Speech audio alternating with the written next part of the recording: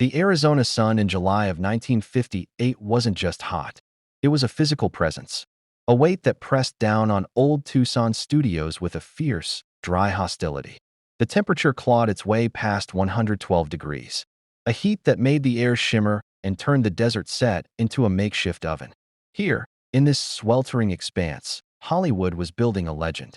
Director Howard Hawks was marshaling his forces for Rio Bravo, a Western that would indeed become one of the greatest ever made. Its stars, John Wayne and Dean Martin, represented two pillars of American entertainment.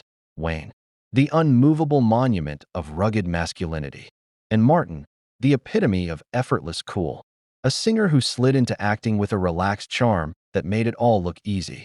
The production was a massive machine, a multi-million-dollar enterprise with hundreds of moving parts, all grinding forward under the brutal sun with one goal: get the picture made.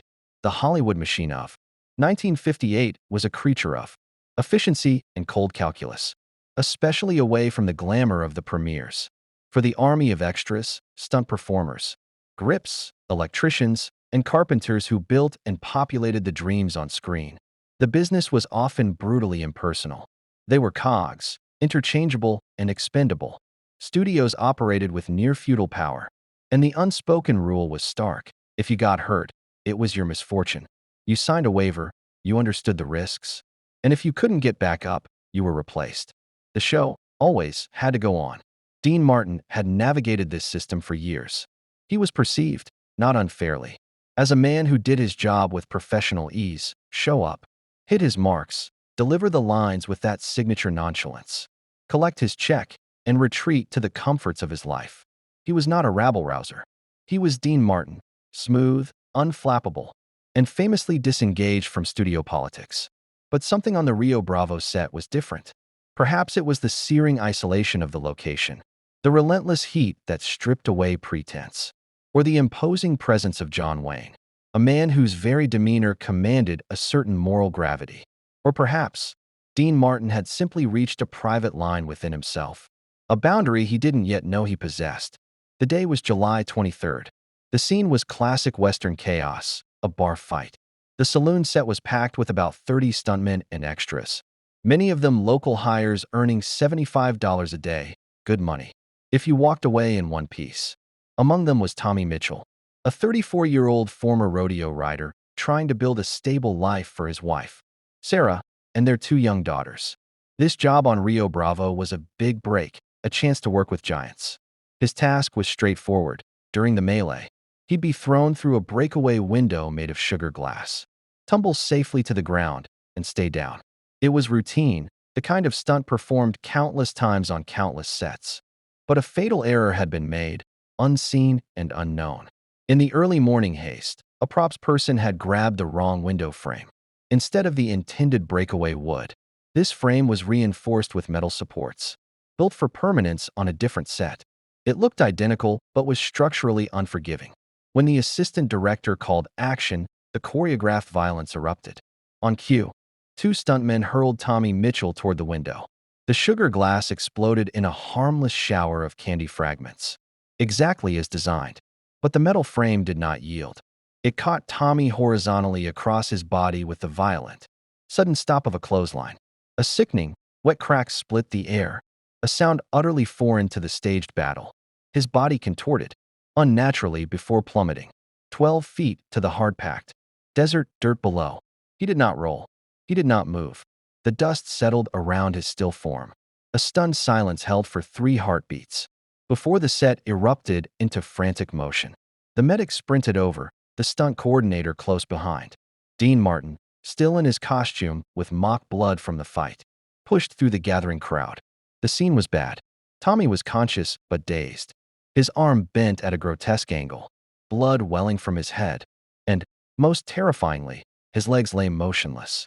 The medic's verdict was immediate and grim. They needed an ambulance, and the injury was serious. It was then that production manager Gerald Foster arrived.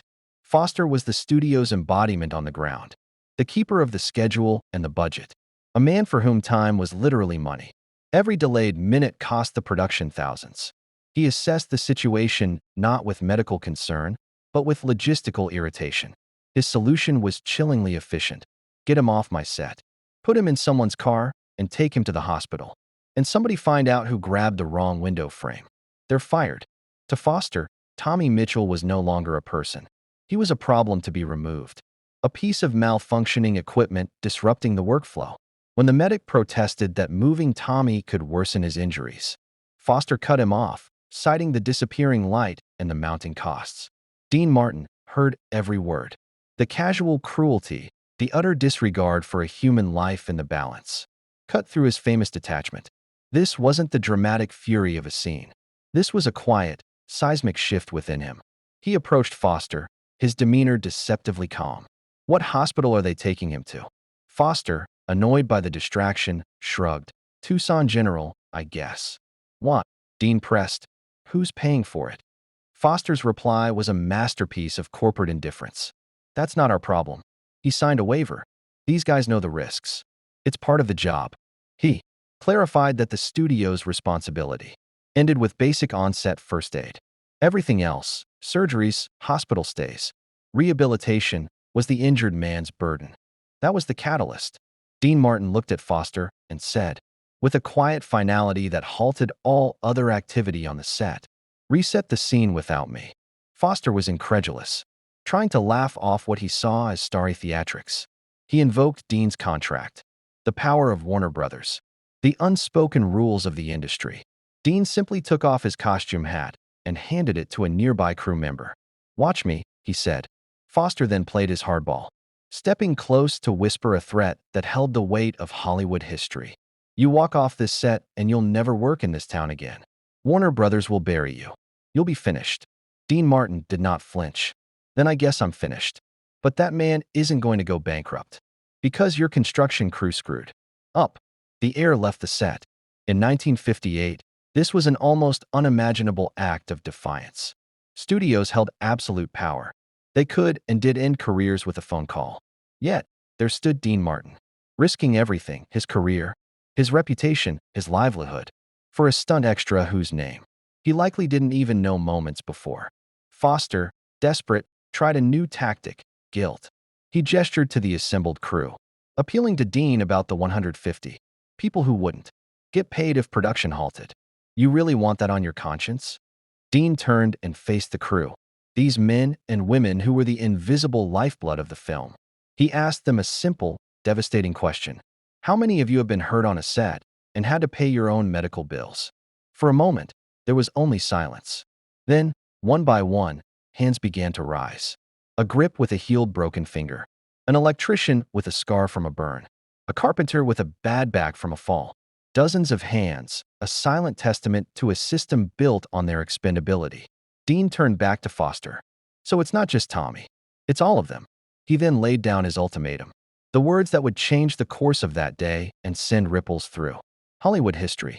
Either Warner Brothers pays every penny of Tommy Mitchell's medical bills, surgery, rehab, everything, or I walk. And I take this story with me. I'll tell every reporter. In Los Angeles exactly why Rio Bravo shut down. This was the nuclear option.